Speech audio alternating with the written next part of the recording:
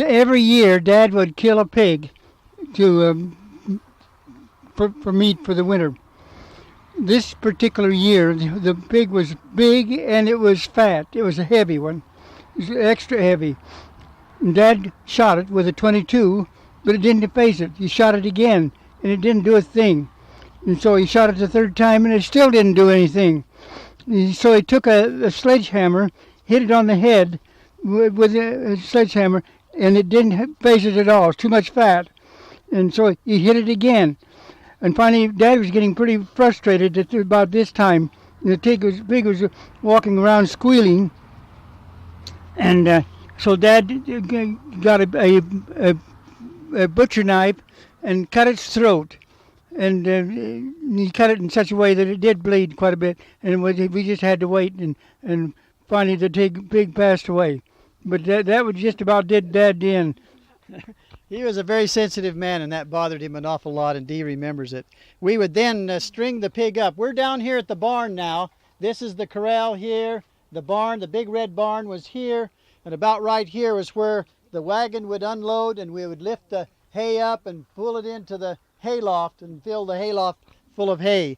The mangers, and we would milk all the cows. We had about 25 head of cows, and we would milk them all right in here, first by hand and then with a milking machine. We would kill the pigs right here, and then we'd bring the pulley down and lift them up and put them in a barrel of hot water.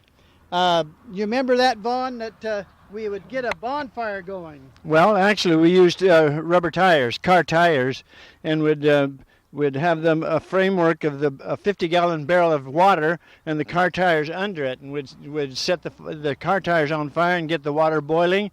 Up the dead pig would be strung up and dipped down in that hot water, taken out and laid down, and it would be scraped and harvested.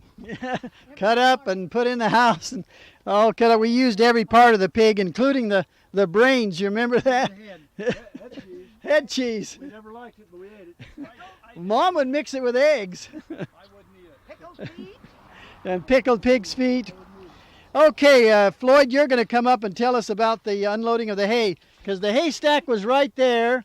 We had a big haystack, and we raised our own hay, and we had a haying crew that would come in, and each farmer would produce one worker for the haying crew, and because we had so many boys, some of them would hire our sons to work on the haying crew. Well, actually, when Daddy was taken a prisoner, Vaughn was the oldest. I think he was about 15 and I was 12 and a half years of age. And we traded work with our neighbors, and that's the only way we could get our work done. And I remember Roy Gale, who was our neighbor down here. He was an excellent stacker. He had a son by the name of Johnny Gale that could take a full load of hay and take it off with 5 Jackson forks full. And Roy Gale watched me for a little while, and then he started teaching me. I ended up doing just as well as his son did. We got so we could take it off every time with 5 loads, and that was a big job. But it was a great service of love that our neighbors would trade a full-blown man to come and help us with our work while we kids would go and help them with their work. But we got to the point where we could work just as well as they could. And what would be the salary? The salary, we started out when we were driving Derrick, we got 10 cents a day, and that's when we were very little. But then as we became full-blown workers, we got $2 a day for working, and the stacker got $2.50 a day. That was a big wage at that time.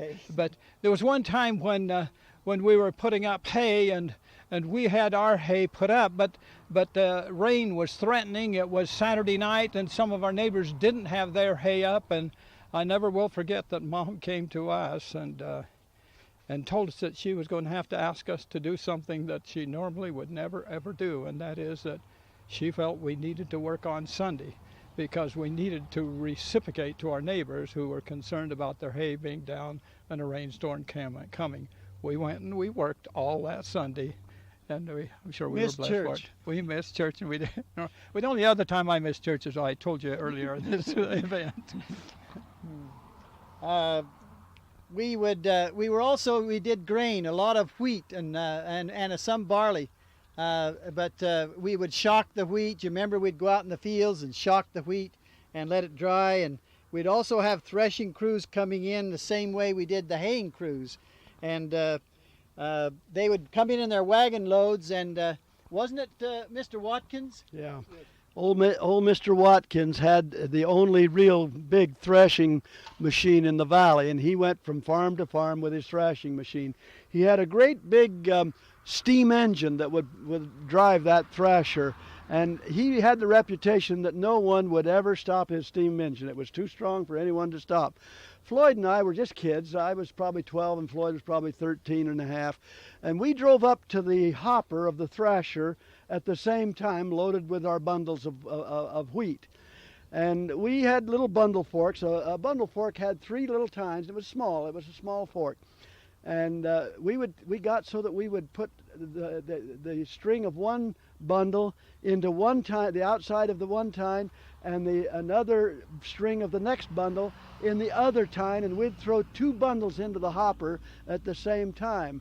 And then we started working real fast so that we would kind of overlap the 2 bundles with the next 2. Floyd would do it on the same side of his hopper, and pretty soon we could hear that old big threshing machine start to chug away, and we could tell that it was working awfully hard. And before long, we had plugged that thresher up and stopped his machine.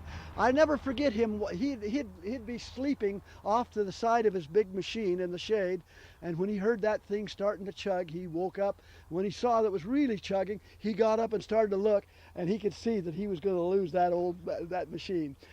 When you plugged the thresher, it filled that threshing machine all along its effort to thresh the wheat out, and it just became plugged up, and it took him an hour and a half to clean it out.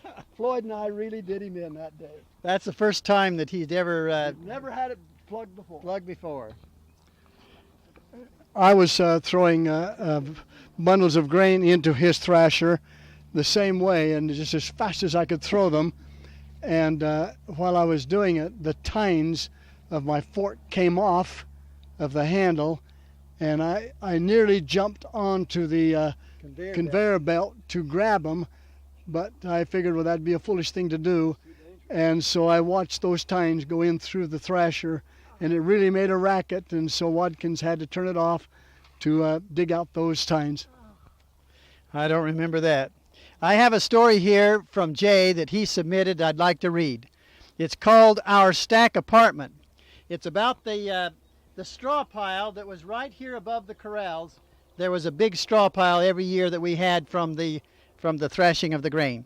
Thursday I walked into the garden and looked to see if anyone could see me. No one, so I grabbed 2 of the largest cantaloupe and 1 Persian melon and ran the back way for the straw stack. See, that fall we threshed to have bedding and additional feed for the stock, the chickens and the turkeys, so we had a huge straw stack. Vaughn, my next younger brother, and I dug a tunnel back into it and made a big room that we could stand in. We raided the garden late at night after chores and put cold cantaloupes and other melons under wet straw in the back corner for the next day. In the morning we went to our stack apartment and had chilled fruit breakfast. The problem was that it was taking our time from milking the cows, and we could eat only so fast. The answer came. We locked the cows in the stanchions, fed and hobbled 2 at a time, and then we placed our special stools that held the milk pails under the cow's udder, and while they stood there comfortably chewing their hay, we rotated short straws into each of the 4 tits and had 4 streams of milk flowing from each cow into the bucket, them still chewing away on the hay. We ran to our hideout for more melon. We soon noticed, though, that milk production was down 1/3. Dad wanted to know why the milk check was down for the 2nd month straight and asked if we were stripping the cows out well. We said, well, yes, same as always. We didn't realize by not pulling on the tits that during milking, as calves do while feeding, we were slowly drying the cows up. Cows hold up their milk some without the natural action. Vaughn and I worked on production and brought the milk check back that some, but the milk check was down all winter and into the spring. The folks didn't know why, and it's only that looking back that I know why. That's Jay's story on. Bob, Bernie told me the story that he was up on the chicken coop, which was right behind us here, in front of us here, and he was swinging a rope, not a rope, but a string with a big nut on it. You know, and I've done that a lot of times, you know, and then you'd let the string out further as the thing would whir around, and you'd let more and more out, and he had that thing really going. And then he decided he'll see how close he can get it to the ground. He was on top of the chicken coop, and then all of a sudden, that thing hit the corner of the chicken coop, and you know, by shortening the string a half, it came right back at him, double the speed, and hit him, knocked him out. That's one of the stories he wanted told.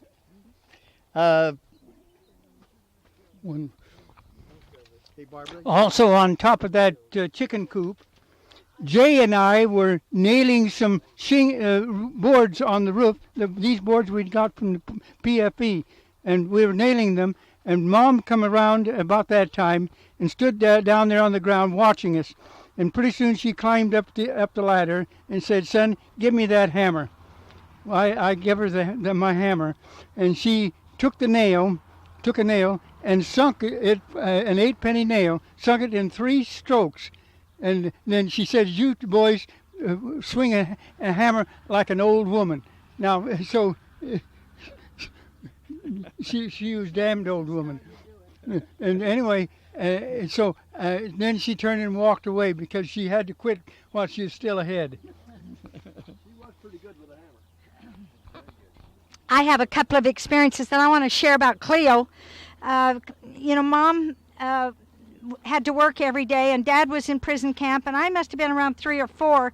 And one of the times was early in the morning. Mom was getting ready to run off to work, and the last thing she said to Cleo, and I heard it, I was old enough to remember it, she said, "Cleo, make sure you don't let Barbara go out into the turkey coop," which is the chicken coop.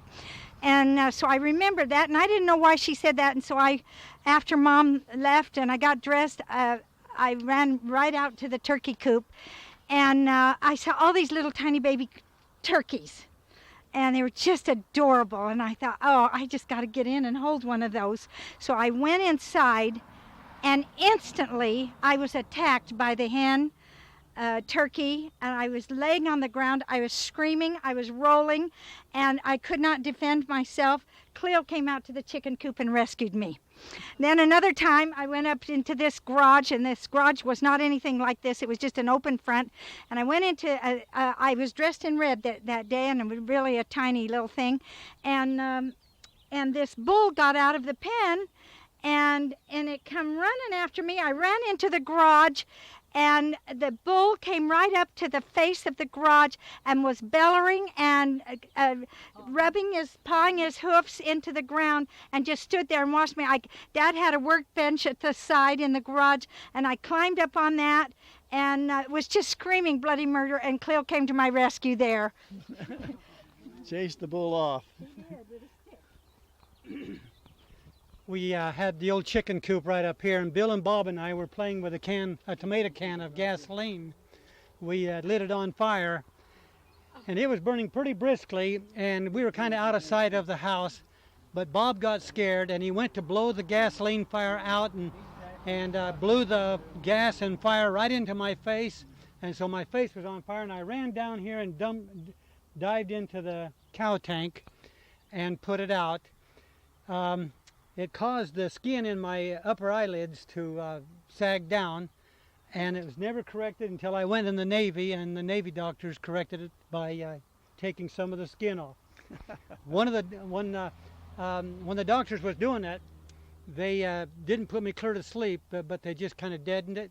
And there was a new doctor that was being trained, and the skilled doctor says, "Now do it like I'm going to show you on this." And so he says, "I'll do the first one, and then you do the second one." I could hear him easily, plainly talking. And so he did the first one, and he said, "Now do it like that." Then the new doctor went to do the second eye, and he started to cut, and I could barely feel it cutting. And then the experienced doctor said, No, too much. And I thought, brother. And turned out that the inexperienced doctor did a better job than the other one did. Oh, let me read another story of Bernie. Bernie was, he and Ben were on top of the haystack right here. Ben and I were on top of the haystack. We dared each other to jump from the haystack onto the roof of the chicken coop. I went up first. You would run the length of the haystack and jump. I don't know what happened and what went wrong. Perhaps he stepped out into the air, or perhaps he stumbled, or perhaps he didn't get enough momentum running on the hay. Well, in any event, the bridge of his nose and the edge of the roof connected. It was real bad, loose skin and blood and all. I felt the pain of it in the pit of my stomach. His lesson on that one was focus. Oh. This story is Bud and I had pitchforks in our hands, and we were up there just about where that big pine tree is, and we were shoveling weeds, scooping weeds with our pitchfork. And Bud was kind of smarting off a little bit, and he scooped up real hard with a pitchfork, and I happened to be right in front of him, and his tines came up and caught me right in the eye. And I jumped around like he put my eye out, and Mom was all upset because she wanted to see my eye, and anyway, it really hurt. And so a few days later, my eye was fine, but a few days later, Bud and I, with Mom again, were out with shovels, and we were digging a ditch right along in the same area. And so I told Bud, I said, Bud, let's pretend like you've really hurt me, and that you've cut my leg real bad with a shovel, and to scare Mom. And so we faked that, and I just jumped around and like I was really hurt, and Mom was all upset again, and she was trying to stop me from jumping around and so forth. And pretty soon we says, surprise, we're okay.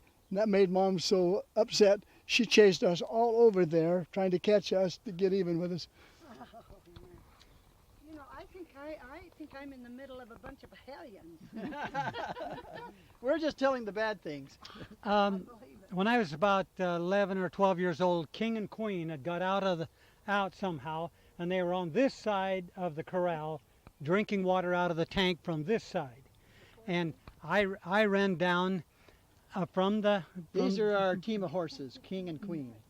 I ran down from the garage area, very young, ran up to them. They didn't see me, and I yelled and waved my arms, and it spooked King, and he bucked up and kicked back with both of his hoofs, and his hoofs were just real close to my face. I think if it had been any closer, it killed me.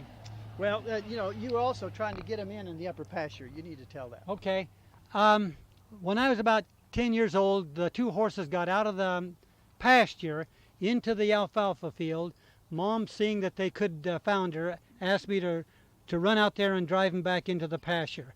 I tried to do that, but they ran along the fence and all the way up to Baldwin's fence line. And then when I went around to drive them back down to get them to go through the gate, they would run right on past the gate, clear down to Farnsworth's place. And so then I'd have to run clear back around again. And I did this 2 or 3 times, and finally I knelt down, and when I knelt down to say a prayer, the alfalfa was over my head. And I said a little prayer and asked Heavenly Father to help me to get the horses in the pasture so that they wouldn't get sick. And so then I started driving them down from Farnsworth toward the gate again. And right away they started running lickety-split right down close along the fence line. And I thought, brother, now what am I going to do? And I thought they were going to run right on past the gate. But all of a sudden, when they come to the gate, they immediately, real fast, turned in to the gate and went into the pasture. What amazed me is how they could turn that fast they could turn that quickly running that fast. And I think I had some heavenly help to help me. Okay. Floyd and I were just young workers, but we worked awfully hard, and we were threshing down about a half a mile down the highway, or down the dirt road here. And we were coming home after a real hard day's work about this time of night. our horses knew exactly where to go. So we were riding our horses back to back. Floyd was in front of me, and I'd put my pitchfork in front of me. And we riding that half mile, I fell asleep. And the horses came up through the driveway. Because the horses knew where to go home. They knew right where to go. And they came right up across the bridge and into the driveway. And right in front of the horse barn, right where Bill is sitting, we had a ramp built out of rocks and a little bit of cement and so forth. It was not very smooth, but the horses would go right on up into the barn, the horse barn, because the barn door was open. Well, my fork was wider than the barn door. And of course, when the horses went into the barn door, the first thing that hit the side of the barn door was my fork. It was in front of me. And I just slid so slick and so smooth off of that horse, and I was asleep. I didn't even know what was happening. The first thing that happened was I landed on these rocks on the back of my head. It knocked me clean out. I was cold as could be. Floyd went right on in. Floyd went on in, and he came out, and there I was laying on the ground, kind of shaking, and my eyes were rolled up in the back of my head, and Floyd got down right over me and looked right into my face, and apparently it was so funny to look at that he burst out laughing, and I finally came to, and that's the first thing I saw, is Floyd laughing at me. I thought, you worthless cuss, you're laughing while I'm about dead. Oh.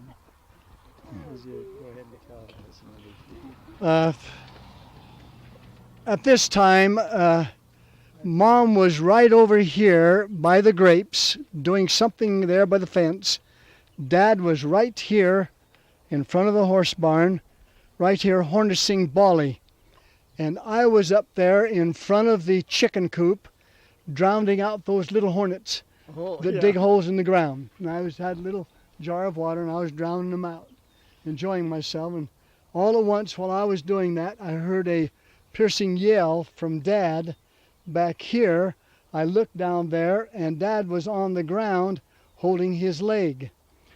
And all at once, Dad come to life, angry. He come up, grabbed the only thing that was close to him, which was a pick that was right here leaning against the barn, and was trying to swing it to hit Bolly. The horse. And the horse. And Mom come running from over here. She picked up the only thing she could pick up, which happened to be a board. And then I saw Mom beating Dad on the back with this board, saying, "Don't do it, Dad, don't do it." And Dad was trying to hit Bolly with his pick. For stepping on his foot. For stepping on his foot. But when he stepped on his foot, and here, this is the scene that I saw, and I come running down, and all at once, Mom and Dad stopped what they were doing and started laughing at each other. And then I was there, and they put me in, and the three of us started laughing about it. And then Mom says, "Let's go to the house and doctor up your leg." When Bolly raised her hoof, it came down and scraped his shin here all the way down and then onto his foot. And I'm sure it hurt Dad. Oh, boy. That Let's is see, right. I got one Bill, more. we were in the cow barn here, and we had one wicked cow called High Pockets. Yeah. Why did we call her High Pockets? Her hips were the highest part of her body.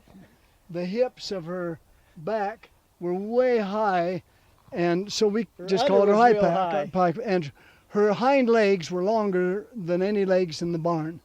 And she was mean. Mean. And so Mom got down on her stool to milk her, and all at once High Pockets swung and smacked her right in the chest and laid her out cold. And she was laying there close to the gutter with the foot. with her legs. With her striking. Yeah, she would strike with her foot. And knocked her out cold, and she was laying there. And then High Pockets was kicking over her. And I wasn't about to get close to High Pockets. And High Pockets was kicking over her. And so I got down below, and I grabbed Mom's leg and pulled her out of the way. And pretty soon Mom come to. And she come to with tears in her eyes, but mad. And she got up, and I remember she dove at High Pocket's legs, locked her arms around her legs like this, and then she says, "Now Bill, hobble her." And I'll never forget, I put the hobbles on her, and she kept saying, tighter, tighter. And so I cinched them up until High Pocket's legs were kind of like this. They were actually crossed real tight, barely able to support herself. And then I saw Mom with tears coming out of her eyes on that stool, milking High Pockets just as hard as she could. And I'll never forget it.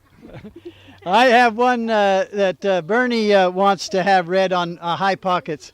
It's High Pockets Gets the Last Laugh. Ben was fed up. Her name was High Pockets. She just wouldn't milk. She kicked, she stomped, and she bucked. The hobbles kept flying off. The kicks were swift and with no warning. Anyway, she kicked and stomped right on Ben's foot. They were the only two down here. And stayed on it for a long time. When he finally broke free, Ben said, "That's it, she gets the belt." Well, I knew what that meant. I threw the belt over her. It was a long strap, about 2 inches wide and perhaps 8 feet long. And Ben cinched it up tight, all the time watching for the next kick. He was muttering, "I'll get her." He was positive that she was deliberately messing him around, stomping on him and now expanding her lungs. So he cinched it a little tighter for good measure. Then he sat on the one-legged stool and started milking again. Well, I'm standing back a few feet saying, "Good job, Ben." Then suddenly the whole 1,500-pound cow, belt and all, came crashing down on top of Ben, pinning his leg at a bad angle between the one-legged stool and the edge of the gutter. I couldn't hear the snap with all the hollering and noise and all, just Ben saying, "Get her off of me." Well, how do I do that? Well, just get her off of me. She was totally paralyzed. It seemed like from the neck down. Well, unloose the belt. Well, the buckle was under High Pockets, near Ben's broken leg. Well, with some pushing and pulling and listening to Ben holler, "Careful with my leg," I just barely got the belt loose. I think being pinned against the one-legged stool hurt more than the break. Then we had to wait for her circulation to get going. And suddenly, that cow was all over the place trying to get off her feet while crushing Ben and his broken leg in the gutter. Finally, she was up and I was standing there holding a one-legged stool and a one-legged Ben. What made it bad was just as the cow was struggling to get up, she gave Ben one last kick right on his broken leg. Ben was sure that she did it on purpose. He wanted to kick back, but only one leg? P.S.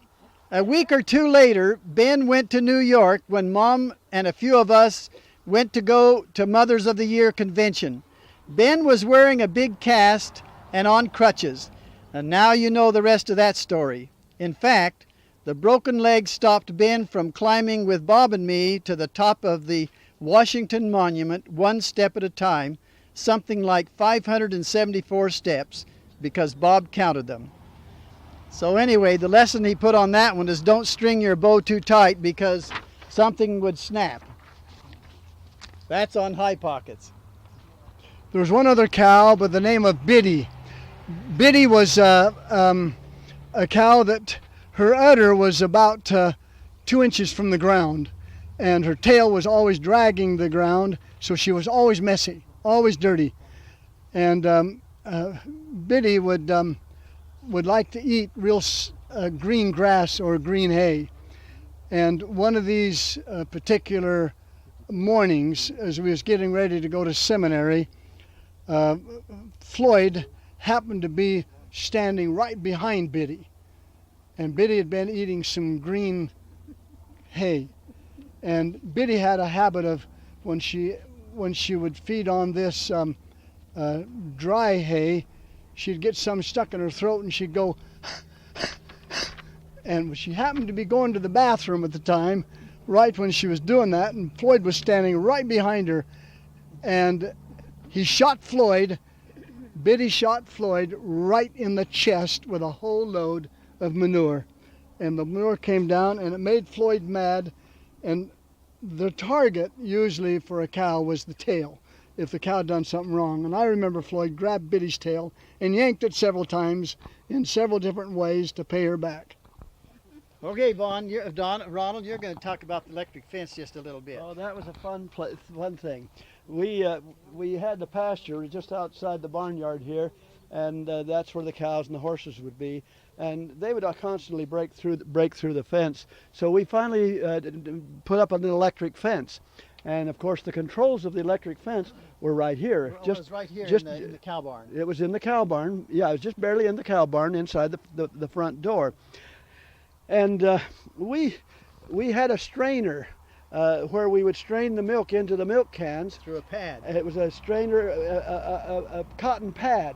And when the milk would run into this milk can, it would clean all of the stuff out of it.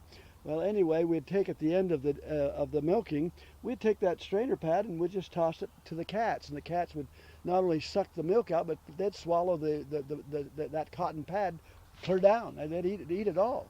And so after we got the electric fence in, some of us boys got the smart idea of taking a wire and hanging it down from the live fence going out of the barn out into the pasture, and we put a little hook on it about just above where the cat would have to stretch to reach it. And at the end of the milking, we dropped the strainer pad on that hook of the wire and turned the power on. The cat we didn't turn the power on quite. The cat took that strainer pad and chewed it up and swallowed the whole thing just as we turned the power on. Well, when that electric power hit that cat, it coughed up the strainer pad, and we saw it run up toward the garage, and about every 5 feet it would flip over. And then it would run another 5 and flip over. And it just ran the whole distance, just flipping over and flipping over. We thought that was really funny, but it was really cruel. It was an awful cruel thing. They'll get you. But they got even with me. But Jay and Vaughn were up quite a ways up near the fence line of the pasture when we put the power in, the fence line in. And I was just a little bitty kid, towhead kid, about 4 years old, and we always ran around the yard barefooted. Yeah. Well, Vaughn and Jay had boots on, rubber boots on, and they would touch that fence and it would bite them a little bit, but not very much, because they had boots on and it insulated them. And they said, "Ron, just grab the fence." I said, "No." And they said, "Oh, look, we can touch it." And they said, "Well, you're just chicken." And they finally couldn't convince me and started walking off toward the barn, back down toward the barn. Well, I wasn't going to be called a chicken, and I grabbed the fence. And I was barefooted, standing almost in water. Why, that fence just took a hold of me, and I couldn't let go. And it just kept shaking the window and screaming. Well, Jay ran for the barn to turn the fencer off, and Vaughn ran for me to help pull me off. Well, Vaughn got to me first, and when he grabbed me, all the power went through to him. And so he got bit. But Jay finally turned it off, and I just collapsed. I mean, that was a strong shot. Oh. Well, sometimes, manure would get in the milk, and sometimes cow would step in the milk, and we couldn't afford to let that milk go. And sometimes that's one of the reasons that we grew up not liking milk to this day. So because we could kind of smell that. Vaughn, you helped build the mangers here, and you got the poles. The manger was built right there. We needed a manger, a permanent manger, to go a long ways. It was about 30 or 40 yard long, all along where we had 2 haystacks, so we could throw the hay off into the manger.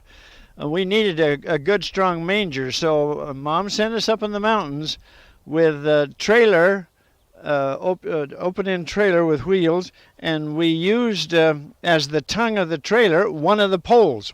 We cut big, long poles, not real big, probably about 4 or 5 inches diameter. Yeah, that's what they were. And about 30 feet long. And they were straight. They were beautiful. We cut a whole load of them and used one of those poles as the tongue. And so the trailer was way behind the car. I don't remember which car we had. I do remember we got a flat tire somewhere out of the business. But we brought them home, And we built the manger. We built a real strong manger, and it lasted for years. Yeah. It was a great mission. Tell about painting the barn while you're at it. We had a two-story barn, a big barn. We painted it red with a green roof. And roofed it. We roofed it, and it was real steep, real high, therefore dangerous. Very dangerous. But we did it, and it was a beautiful sight. In fact, the wood, they've torn the barn down.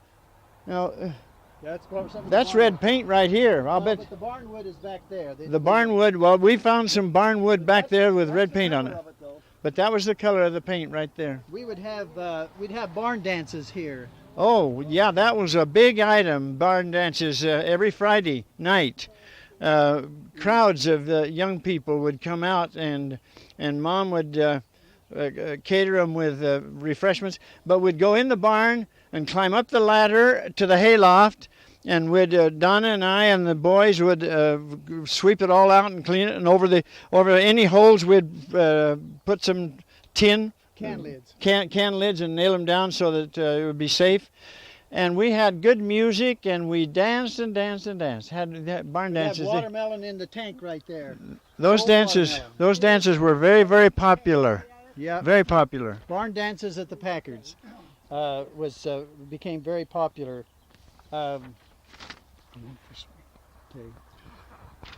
This is a story that I think Jay would want told. I've heard him tell it, and I know he could do better than I could, but I'll do the best I can. Jay was leading our bull by the chain, and the chain was hooked to a nose in the bull's ring, to a ring in the bull's nose, and the bull was acting up. Jay gave the chain a jerk, and thinking it would straighten the bull out, but the bull got meaner. Jay shook the chain again, and now the bull was after Jay. Jay let the chain go and took off, and the bull was right behind him, took off for the pig pen. Jay jumped inside the pig pen for safety, only to learn that in the pig pen was a sow that had some young pigs. And now the sow was after Jay, and Jay was trying to claw himself now out of the pig pen, with the bull out here clawing the dirt, waiting for Jay to get out in the open again. Jay climbed up the fence and got up on the roof of the pig pen, only to see the sow down below him snorting, and the pig out here, or the bull out here, still clawing the dirt. Made Jay mad. The only thing on the roof of that pig pen was an old set of fork tines, and Jay picked up those fork tines and threw them real hard at that bull. And it just happens that those fork tines stuck right in the bull's neck. And now Jay was real concerned because the bull was snorting around trying to get those tines out of his neck. And so he had to get Dad to help him. And they brought and got the bull into the barn here to where they were able to shut the door, the bull on one side of the door. Remember, the doors were double. Double doors. And the bull was on one side of the door and Dad on the other, and Dad reached in and grabbed the tines and was able to pull them out. But that was an experience that Jay had. Speaking of that same bull, he was a pretty mean bull. We would stake him, Dad would stake him out here just in the open space between the chicken coop and the corral, and he had to move him every now and then because there was feed. Well, anyway, Dad was moving the bull, and the bull charged him. And when the bull charged Dad let off a string of swear words. He wasn't aware that Floyd and I were kind of out here watching it all. And when he turned and saw that Floyd and I had heard him swear, he came up to us after he set the bull on a new stake. He came up to us with tears in his eyes, and he says, "Floyd and Ron, I will promise you that if you will never swear in your life, you'll never hear me swear again." And we made that promise, and I think both of us have kept it. Okay. He was in the bullpen. Ron and I helped Dad dehorn a bull. He was a fairly young bull, but he was still good sized. Dad helped us get him into the barn in one of the stanchions, and we closed the stanchion. And Dad tied 2 ropes on the bull's head in such a way that Ron could hold the bull one way, and I could pull on the rope and hold his head the other way. And Dad proceeded to cut off the bull's horns with a regular wood handsaw. And the bull would thrash around considerably while Dad was starting to do that. Pretty soon the bull settled down and kind of just quieted down, and Dad cut both of the horns off, and then he said, "Okay, let him go." And so Ron and I undone the ropes and stepped back, and the bull just laid there.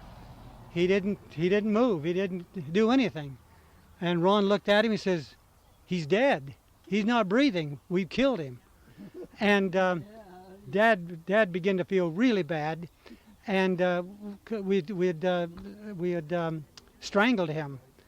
And so, not knowing really what I was doing, I climbed through the stanchion and went around back where the bull laid, and I began to push up and down on the bull's stomach. And pretty soon the bull revived and started breathing, and he got up and he was okay. We played a lot of games in the hayloft. We did a lot of barn dances and things. In fact, I remember that once the music became late, Dad played the harmonica. Dad was good at the harmonica, and I think he played all evening while everybody danced to his harmonica because there was no music. We would play games like corner to corner and things up in the hayloft. We would shoot birds and things up in the hayloft. And Floyd is going to tell the last story. Well, I was up in the hayloft with, I think it was Vaughn, and we were, at that time the loft floor was very, very slick, and Vaughn saw something over there by the opening where you could go up and down. He says, "Come here, Floyd, look at it." So I came on the run, but I didn't calculate the slickness of the floor. I couldn't stop. I went down head first, and Ice was crying, and Mom wanted to know what the matter was, and so she sent us out here at the grapes to do some weeding. Well, we did weeding for a little while, and you know how boys do. We finally decided that we needed to get some of the rocks that were in the grapevine vineyard out, and so we decided to see who could get closest to the other side of the canal bank with the rocks. And I don't know how this ever happened, but anyway, I got in front of Vaughn, and he hit me right in the back of the head with a rock. I got it twice all in one day. Okay, Bill wants to tell one more. All right, this was a story about Bob and I. We happened to have the neighbor's pony, and it was a Shetland pony. And so we took a rope and tied around the neck of the Shetland pony, and then tied way back on the rope a tin, like a roof tin. And I was pulling Bob on the Shetland, on this tin with a Shetland pony, all around this pasture. We'd take off and we'd swing around, and Bob would hang on for dear life, and I'd coming around the corner down at the other end, I swung Bob off. He fell off. And now the piece of tin was flapping in the breeze, and it scared the horse, and the horse started running uncontrollable, and I could not stop it. And so I thought, well, I will steer this horse right towards the barn, and he'll have to stop. And it come right here towards the barn, and as it got close to the barn, it made a real fast turn. Well, you know what happened to me? I went straight ahead. And when I hit the ground, I hit a cow pie just perfect. And I skipped like a rock on water on this cow pie. Well, these are stories that we have here in a home that we grew up in. We lived here, like we said, from 1930 to 1957. That's 27 years. And we have great memories, as you can tell. One of the purposes of this video is for our children and our grandchildren to experience some learning things that we went through. Hopefully that they'll glean from them some of these things. Also to capture their parents and their grandparents on video at a very important age in our life, when we're all in our 60s and 70s and 80s, and some of us might not be here that much longer. And we share it with anyone else who would like to see this this video. Floyd, did you have any parting words or? I would just like to say that, you know, as you've heard some of the things that we've gone through, we all came out with an extremely strong conviction that Jesus is the Christ, that we belong to his church, and that we had a mom and dad that really cared enough about us to help us to live our lives so that we could help raise you, our posterity. And we hope that you, our posterity, will recognize the legacy that your great-great-grandparents left for you and your grandparents, and then live your lives so that when we meet together on the other side, that we'll be happy, pleased, and you'll be happy and pleased. God bless you. Thank you. Back here at home, a reunion in Meridian is bringing together a very large family for a very special gathering. Here's reporter John Hanyon. I don't live well with boredom. I keep busy, busy, busy, busy. For the 17 Packard children who grew up in this house, life was always busy. Everything I attribute to the upbringing that we experienced right here in this home and on this farm. They have come together to share stories of a home that will soon be torn down. And we were raised here from 1930 to 1957. A 30-year stretch punctuated by defining moments. This serenely tranquil setting nearly stole 2 of the Packard children's lives. But I remember we still thought he was gone until Dee brought him up here, put him over his shoulders, and I can still see Dee running this way with Ron over his shoulders to jerk out that water. Every nook or cranny has a story. Bob Packard was trying to put out a kitchen fire when his brother tried to save him by pulling him through this little window. He didn't fit. I remember when he came out of the hospital, he was red bones. He was 3rd-degree burned, waist up. He's an orthodontist now with 18 offices. They struggled to eke out an existence during the hard-scrabble days of the Depression. Wake Island, scene of a modern miracle of engineering and determination. But when their dad, Forrest, a Morrison-Knudsen worker, was taken prisoner on Wake Island by the Japanese, it brought dark days. When Mom found out Dad was taken prisoner, she just went to pieces. The Packards didn't know if he was among the living or the dead. Then the Red Cross sent word he was alive. Years later, Packard's son Ron, the son that almost died in that canal back in Meridian, would become a California congressman and would read words from President Ronald Reagan at the dedication of their memorial on that Pacific island. These places have become America's battle cries. Oh, it was a marvelous experience. We got to walk the paths and go through the jungles that Dad did. This week, the Packards are looking back fondly at a time when the only things certain were family bonds that 60 years later are as strong now as they were then. It changed us. John Hanyon, Idaho 2 News. What a great family. That's terrific.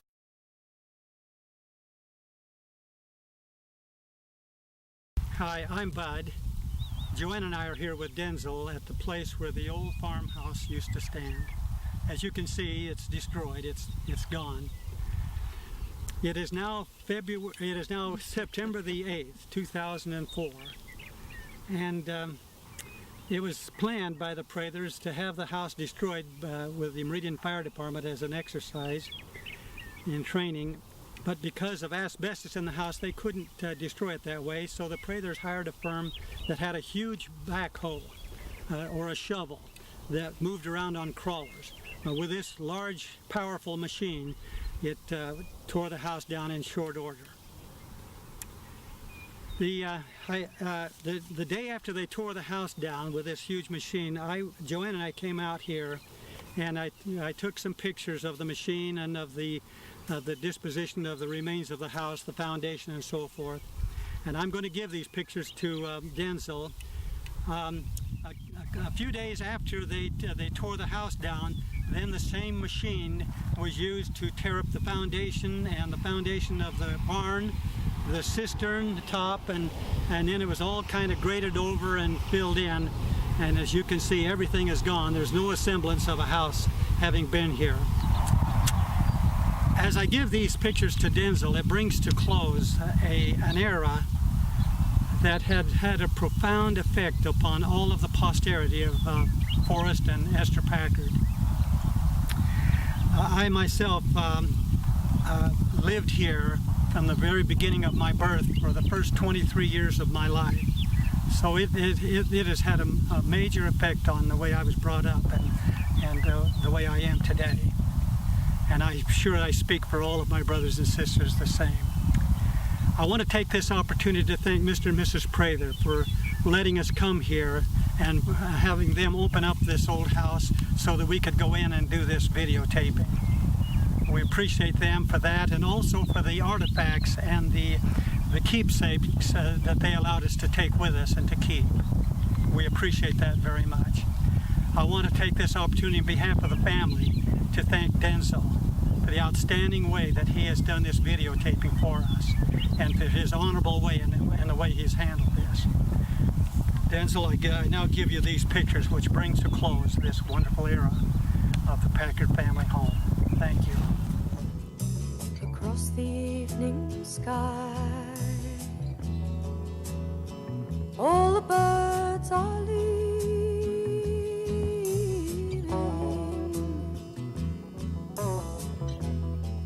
but how can they know it's time for them to go?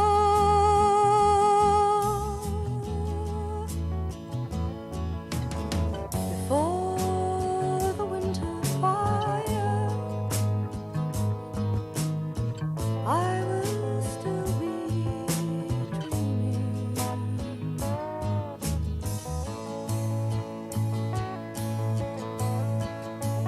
I have